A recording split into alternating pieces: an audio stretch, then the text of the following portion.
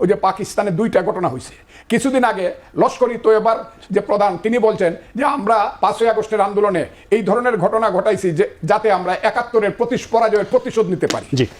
আর গত কয়েকদিন আগে একজন মহিলা পাকিস্তানের একটা বিখ্যাত পত্রিকায় লেখছে যে Bangladesh return again two Pakistan. আপনি দেখেন, এবং সেইখানে কতগুলো জিনিস, গোলাম আজমের ছেলে কিভাবে প্রধান সেনাপতি হওয়া উচিত, এবং গোলাম আজমের ছেলেকে যেভাবে বঞ্চিত করা হয়েছে, এইসব রাজাকারের বাচ্চারা, আমি আবারও বলছি এইসব রাজাকারের বাচ্চারা, যে আমি বললাম আলবদরের বাচ্চারা, গোলাম আজম হলো বাংলাদেশের সবচেয়ে কুখ্যাত দালাল এবং আলবদর সৃষ্টির প্রধান হুতা। প্রথম যে লোকটা টিক্কা খানের সঙ্গে দেখা করছে, আমি প্রমাণ ছাড়া কথা বলি না, বাংলাদেশে 25শে মার্চের পরে যে লোকটা প্রথম দেখা করছে টিক্কা খানের সাথে, যে ঠিক কাজ করছেন, আমরাও আপনার সাথে আছি, সেই লোকটার নাম হলো গোলাম আজম।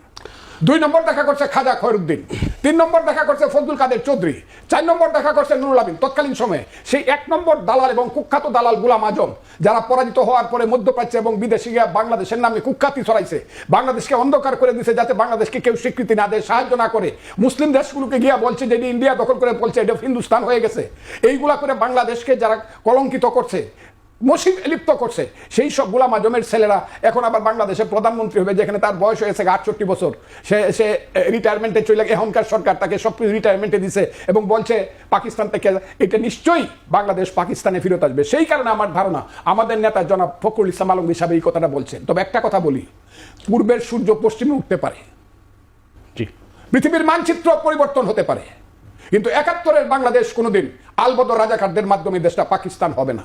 আমি আরো কিছু কথা বলবো, এটা হবে না। আমি আসবো আপনার কাছে, একজন মুক্তিযোদ্ধা সেই হিসেবে আমি মুক্তিযুদ্ধ প্রশ্ন নিয়ে কথা বলতে চাই।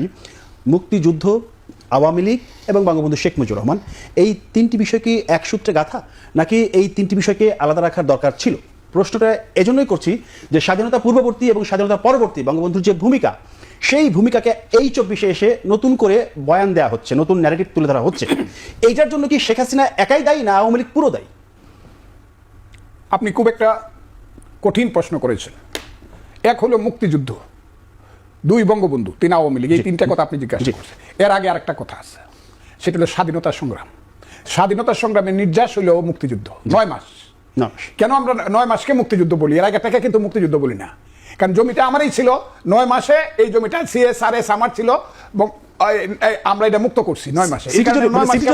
আমরা করেছি নতুন যে মুক্তিযুদ্ধ, আর হলো স্বাধীনতা সংগ্রাম। স্বাধীনতা সংগ্রামের কিন্তু বাঙালির 1000 বছরের স্বাধীনতার সংগ্রাম।